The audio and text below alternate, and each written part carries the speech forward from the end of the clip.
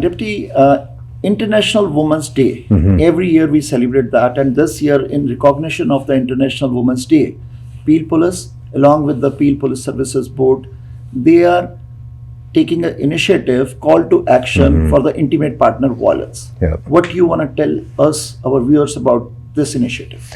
Yeah, the decision to do that, I think, is really rooted in the idea that it's incumbent upon everybody to make change and to have an impact. And when we think about, from the policing perspective, where we can do that, it is certainly in the space of gender-based violence. It is an issue that is one of our top calls for service here in Peel.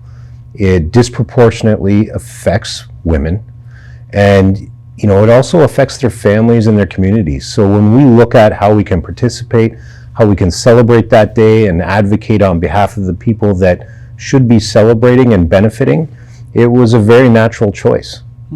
So how serious is this issue, and can you share some data from the previous year? Happy to. It is one of the most serious issues we deal with.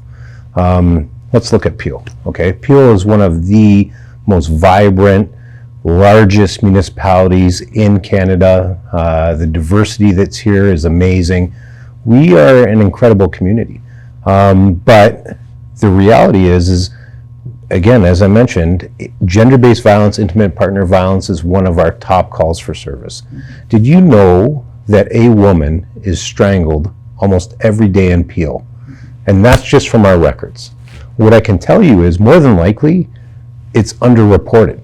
And so the numbers are actually staggering. A large percentage of our homicides, before we changed our service delivery model, almost 40% of our homicides could be attached to intimate partner and family intimate partner violence. And it's an obvious place to begin investing resources and attention to trying to address. Women are losing their lives. We had, yesterday we had an event, and it was in celebration and the kickoff.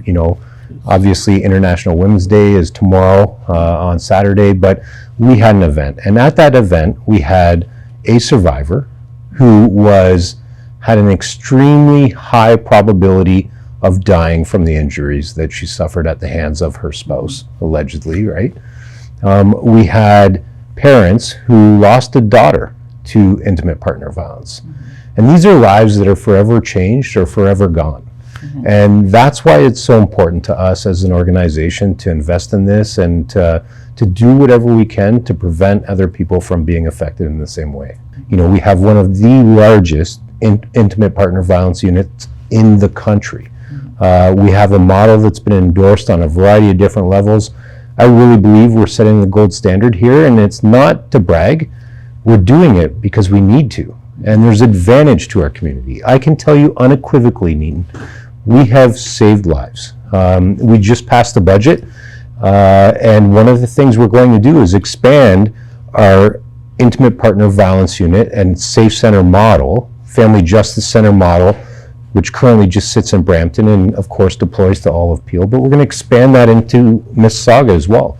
We're going to make it more convenient for people to get help. So policing alone cannot tackle the issue of intimate partner violence. No. And enforcement and prevention has to go in hand. No, we can't tackle it alone.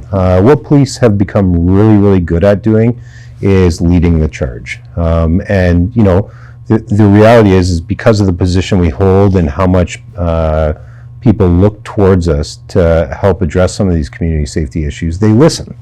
So, we have a couple of different responsibilities. The first is, of course, we have to enforce the law, we have to protect our community, listen to our community, and represent them appropriately, and we do that.